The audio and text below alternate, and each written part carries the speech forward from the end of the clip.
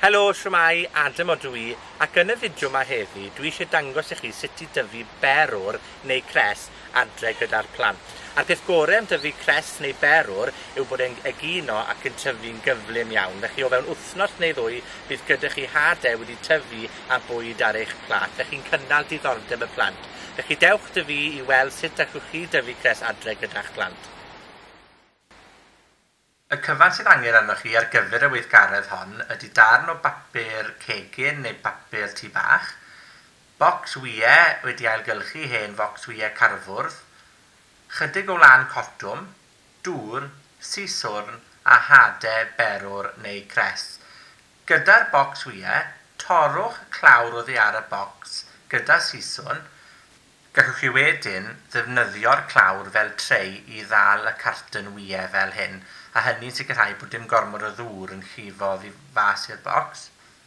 Wedyn, gyda'r papur cegin neu papur tu bach, plygwch y papur mewn i gwarteri, ac yna torrwch pob darn yn unigol gyda'r siswrn mwyn creu 6 darn annibynnol o'i gilydd fydd yn gallu mynd i mewn i cartwn wyau.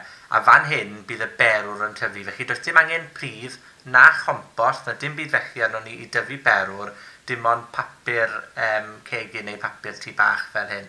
Wedyn, gwasgwch y papur i mewn i'r cartwn wyau yn y segmentau unigol fel hyn, ac chi ofyn i'r plant i wneud y cam hwn. Ac yna, fel welwch chi, gwnewch yn siŵr bod nhw wedi gwasgu mewn yn y bocs yn iawn, fel bod nhw ddim yn dod yn rhydd, achos dyma le bydd y berwr yn tyfu. Wedyn, gyda'r dŵr, mae angen gwlwchu'r papur ei hunan mwyn sicrhau bod yr hadau yn egino. Mae'n bwysig iawn sicrhau bod chi'n rhoi digon o ddŵr ar y papur a pheidio bod ofn glwchu'r papur yn sylweddol, achos dyma sydd angen ar yr hadau i dyfu. Wedyn, ewch ar glan cotwm, tynnwch nhw'n rhydd a rowch nhw ben top y papur cegin neu papur tu bach yn unigol i fewn i bob adran o'r bocs wyau. Mae'n bwysig nodi, does dim angen bod chi'n defnyddio glan cotwm ar gyfer y weithgaredd hon. Gallwch chi ddefnyddio papur tu bach yn unig, ond o'n profiad i, mae glan cotwm yn dal y dŵr yn well ac yn helpu'r berwr i dyfu.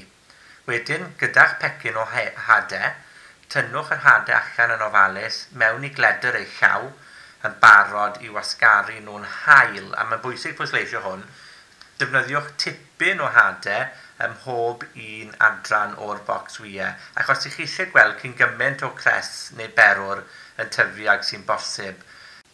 Un peth pwysig i gofio, mae hadau berwr yn fan iawn, felly byddwch yn ofalus i beidio osod yr had, dwedwch, mewn man gwyntog, rhag ofn bod nhw'n chwythu bant a ddim yn glanio ar y papur.